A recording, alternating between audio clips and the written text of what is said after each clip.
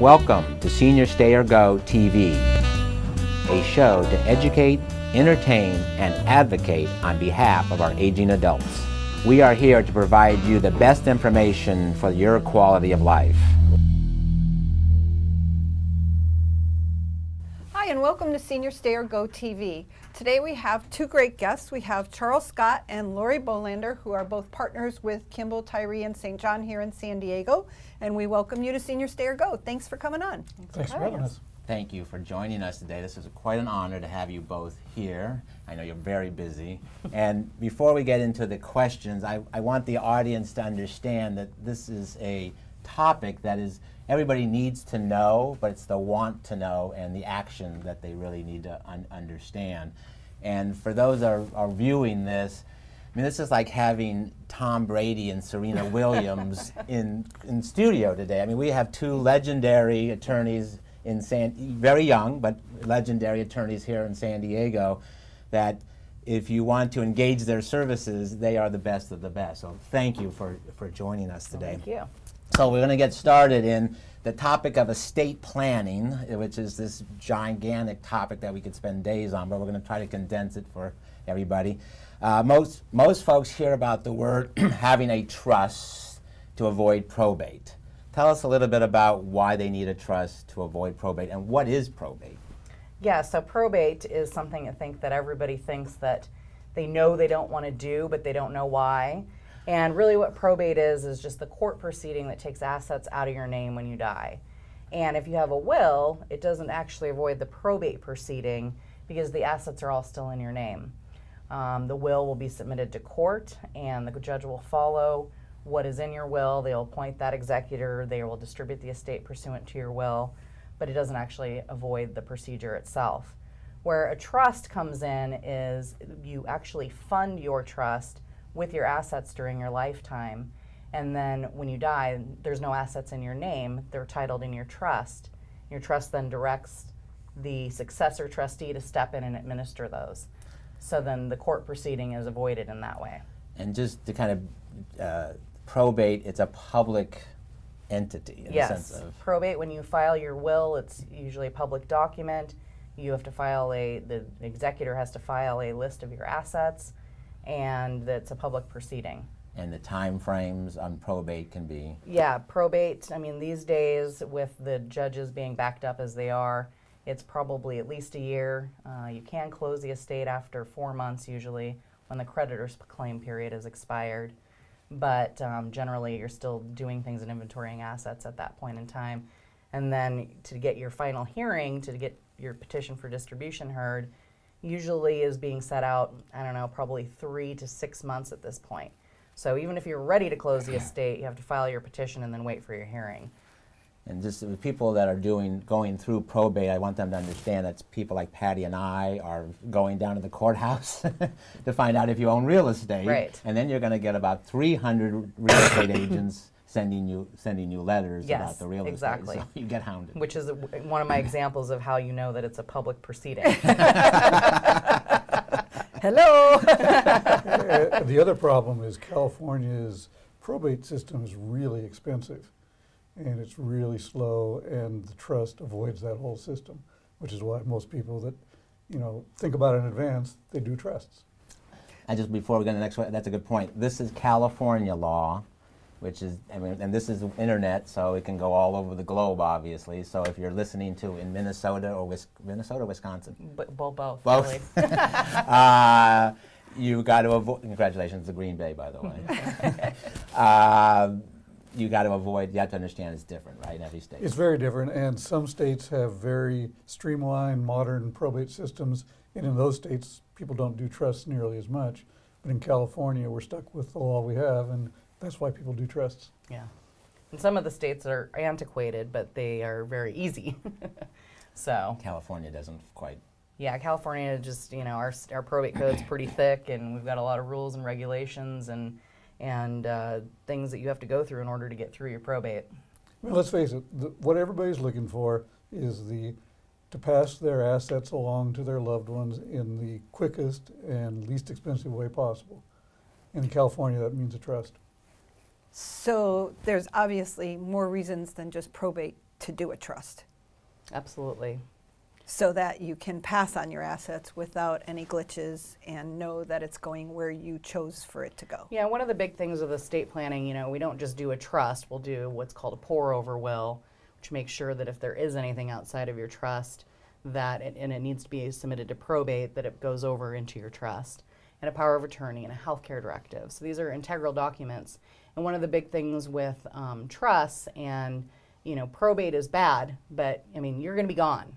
There's also a proceeding called a conservatorship that happens while you're alive, and in my experience can be more expensive, more arduous, more filled with conflict than a probate proceeding. Yep. And it's you're alive, so you may not have capacity, but people are having to deal with your assets and your physical care, because there's two types of conservatorships.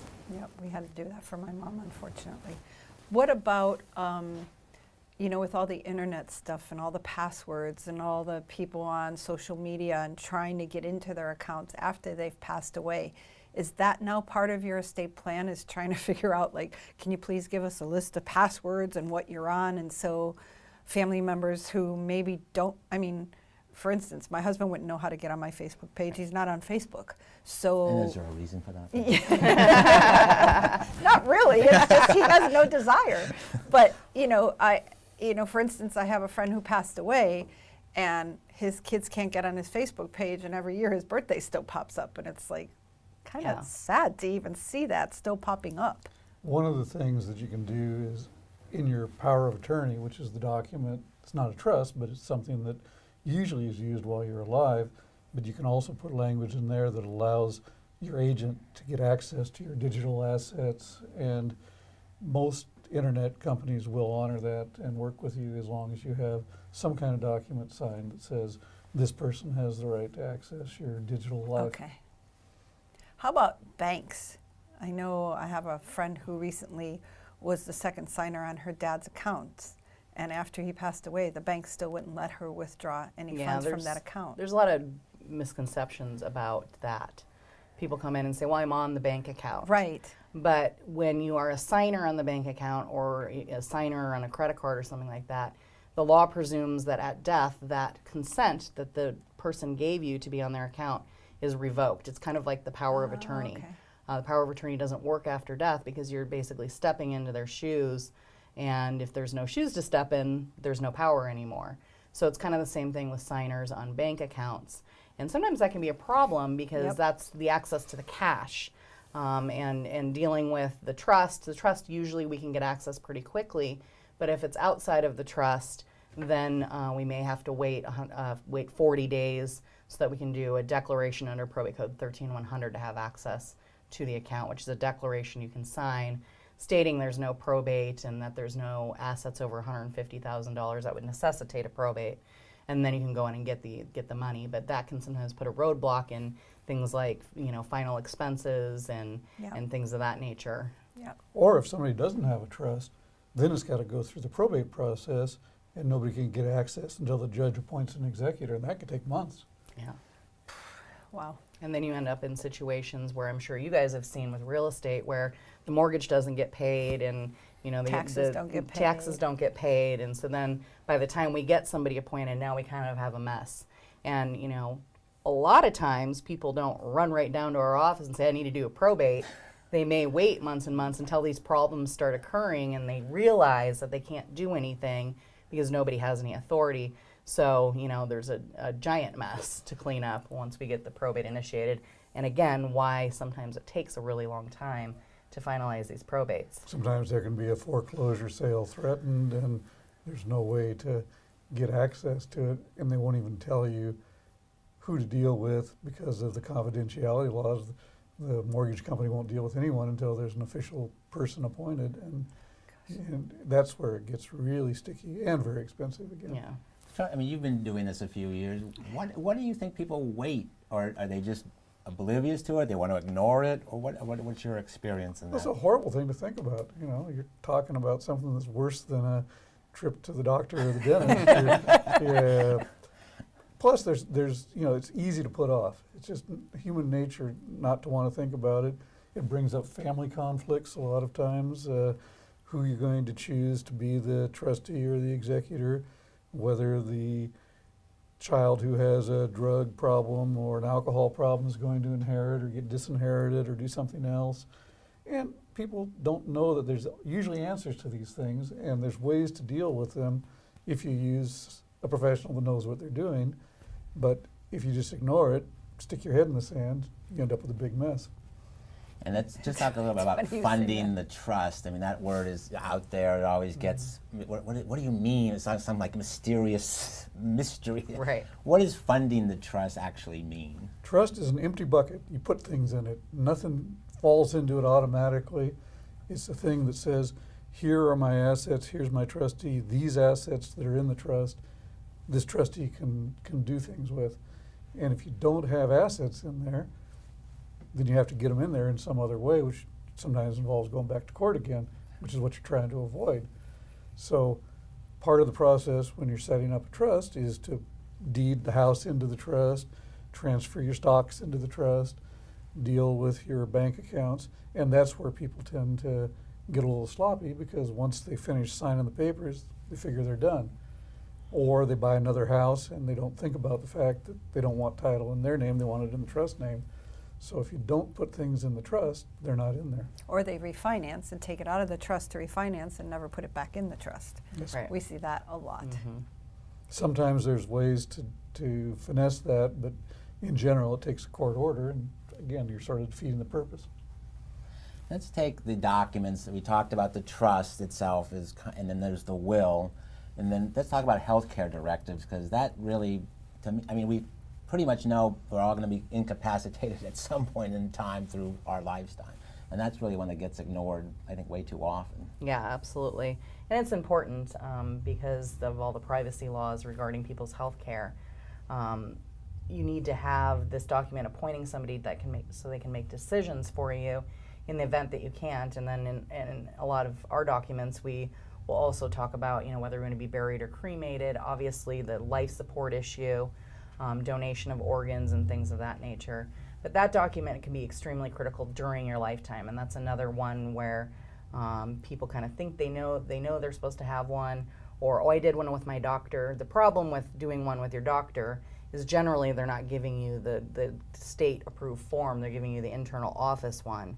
And so if you go to Sharp, it works at Sharp, but if you get taken in an ambulance somewhere else, it's not going to work somewhere else. So, setting up that healthcare directive is very important, and, can literally be life or death in some situations. And what do you suggest to people that have that binder and it's collecting dust someplace? How often should they review? Because life changes. Yes. No, it's And I always say, the life changes are probably going to be something that will prompt you to change your estate plan more than the law, because the law doesn't change that often in this area. It might change in, some case law here and there on will contest or something like that. But the big major thing, which is a major change in 2001 with the healthcare privacy laws, and then of course we've had some big estate tax changes over the last however many years, which is a really good reason for people to look at their trust, actually, because of the type of trust that was being standard usage. the AB trust. The AB trust. A lot of people don't need that anymore, and it can be very arduous after the first person's death. So taking a look at that. So there are some big things that will happen that will necessitate a change because of the law, but a lot of times it's, the kids are older now. We don't need to hold things in trust for them. Or we held them in trust till they were 35, but they're, 25 and 27, and they're actually really responsible. So I think we can pull those provisions back or whatnot. So it's a lot of times it'll be things in life. Obviously, a death or a divorce or a birth are things that are gonna prompt a change in your estate plan. Do you see people coming in terms of gifting more? Is that becoming more something they're involved with in terms of, because of the size of the estate tax, in terms of the limits and things like that? It's actually less common now. It used to be there were a lot of people that were potentially going to have to pay estate taxes when they died because the limits were relatively low. And in those days, people would have to use a lawyer to do a gifting plan to try to get assets out of their estate before they die so they wouldn't have to pay tax on it. Now the exemption's $5.5 million per person, and frankly that that makes most people not have to worry about estate taxes. So now, if you want to make a gift, it's out of your affection or for practical reasons rather than for tax reasons usually. That's good. That's good.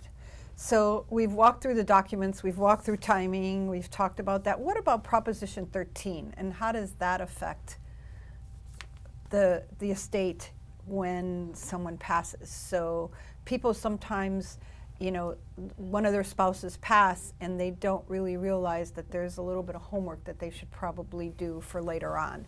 What do you advise your clients when that occurs? Prop 13 is an area that's hyper technical and has a lot of hidden traps in it. There are exemptions. Prop 13, just to be clear, that's local San Diego County property tax. Has nothing to do with the Internal Revenue Service, has nothing to do with death taxes or inheritance taxes. It's just how much property tax you pay every year. And most people that have owned their houses for a while have a low property tax under Prop 13, which was the idea. And there are exemptions for transfers to spouses and to children, so that if a child inherits a house, they don't get reassessed and they keep the low number for the property tax. But it has to be done in a very specific way. And one of the big traps is if you give something to a grandchild, that's not exempt under most circumstances. The other problems are that if you give a house to 3 children and 2 of them buy out the other child, 2/3 of it gets reassessed if you don't follow a very specific, very complicated procedure. So Interesting. there's ways to do it, there's ways to preserve the tax breaks of Prop 13, but you've got to be very careful how you do it. Okay. Just one more thing, that because one of the things that Patty and I get involved with is, should I sell now or again wait till I pass away? Why is that conversation? What is that conversation about? Well, I mean, I think that's multifaceted. There's sometimes cost of care, and you know, whether or not they want their children to keep the property. Sometimes a reverse mortgage is appropriate for them. So there's lots of different aspects that go into that decision. But we deal with it a lot because a lot of times we'll have children coming to us saying, "I'm caring for mom, she's in her home. You know, what do we do? Because we're running out of money and we don't know if we want to keep the house or put her in a home. She doesn't want to go to a home." So there's a lot of things that go into that. But they're talking about the step up in basis. Oh, the step up in basis. Particularly. Yeah, so if you wait till you die, then you can utilize, well, you can actually gift your house during lifetime to your child and keep that, but you don't get a step up in basis on the basis for capital gains purposes.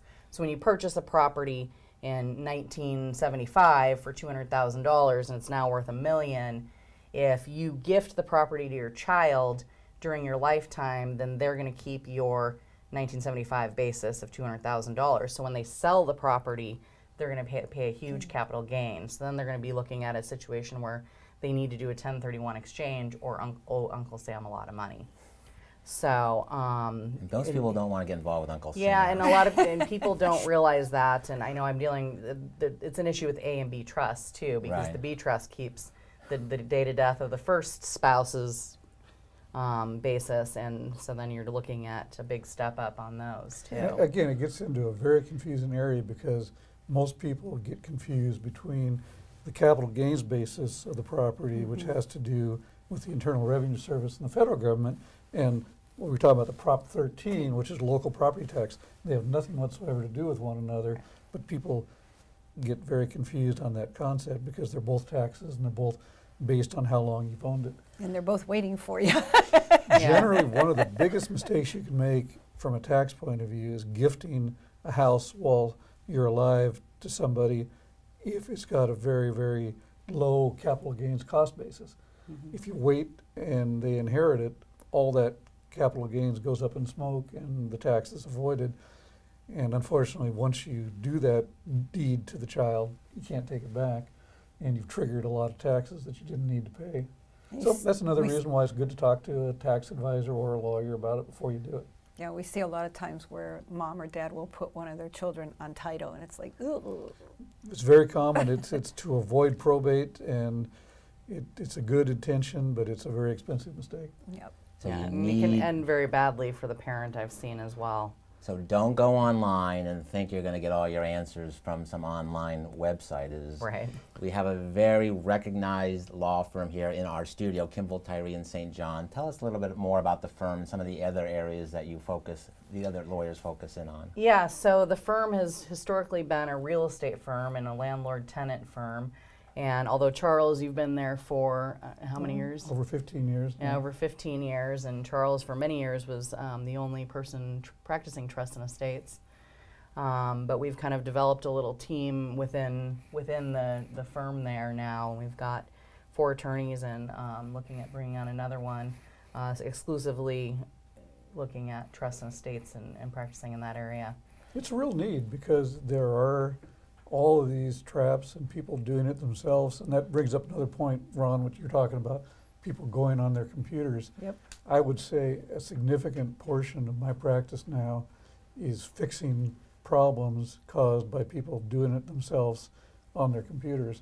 It's very, very deceiving because you get a form, you think you know how to fill it out, you change a couple words here and there, the kids come in with it, and it turns out it's a complete hash. Yeah, and I think, one of the major reasons people do this is to save money, and in the end, they end up costing them so much more It's a very money. false economy. Yeah. Yeah. It's such a necessary part of someone's planning. I mean, Patty, you had a client a couple of years. I mean, they had like 2 or 3 properties and kids, and we And they still couldn't haven't done drag them. They still haven't done anything. It's Yeah. crazy. You can lead the horse to water type of thing. So I'm Right. hoping that those that are viewing understand that you've got to get the information, so at least you can decide, make an intelligent decision as to what you're doing.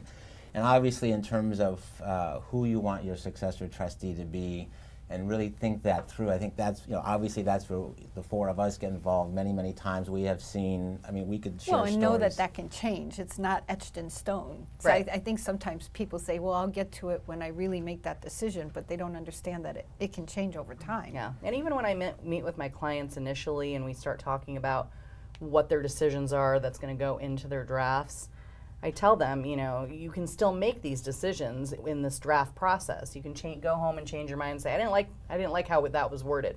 That's fine.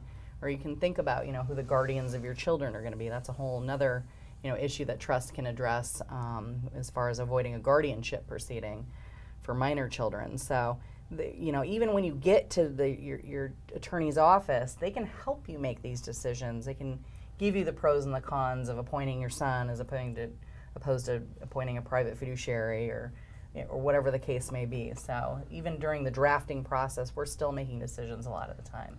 And people need to think a little bit about who they're going to use. The default is usually the oldest child. Yep. But when you talk to people, maybe it turns out that oldest child doesn't get along at all with the other children, and one of the younger children is much more of a consensus builder within the family.